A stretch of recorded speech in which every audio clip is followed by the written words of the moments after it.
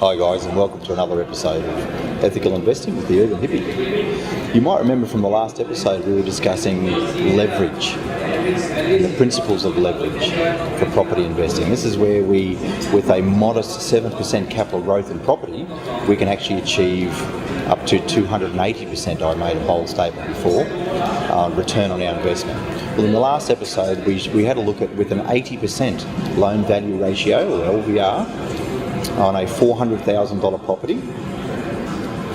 We're borrowing $320,000, putting a deposit of $80,000, and as long as our principles hold true of our yields covering our holding costs, then we were able to achieve, with a 7% capital growth, $28,000 return on our $80,000 deposit, which was 35% return on our investment, and that's per annum.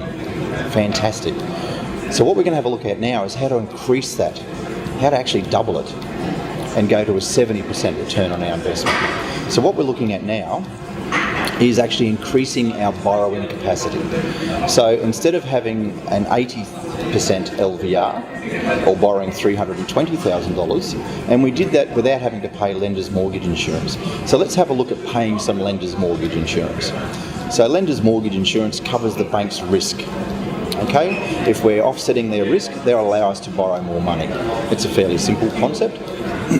So by paying that lender's mortgage insurance, which on a $400,000 property is roughly $10,000 to $14,000, depending on the term of the loan. If we were to amortise that into the loan, in other words, build it into the loan, it costs around about $28 to $34 per month, which is the price of a couple of decent pizzas. It's not that expensive. However, by doing that, the banks will now allow us to borrow more money. So we're going to move our borrowing position from 80% to 90%, just 10% more. And let's have a look what that does for us. We can now borrow $360,000, which means our deposit is halved. So by just increasing our borrowing by 10%, our deposit is halved to $40,000. We still have the same modest 7% capital growth on our $400,000 property. It's still $28,000, but now that's a return on our $40,000 deposit.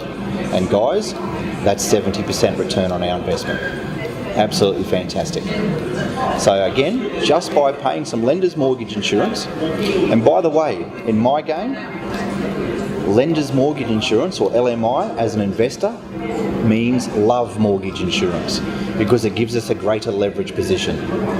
Okay, as long as we've got somebody else paying our holding costs, e.g. the rents, then we want to borrow as much money as we possibly can.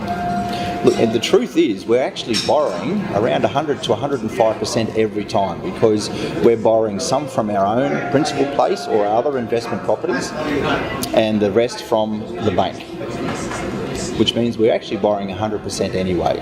So we want to actually use less of our own and more of somebody else's. So less from our own equity and more from the bank's equity means that we can continue to invest. We've continually got these deposits happening.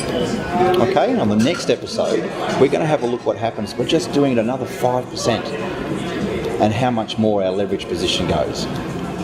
Thanks again, and I look forward to seeing you again. Cheers, guys.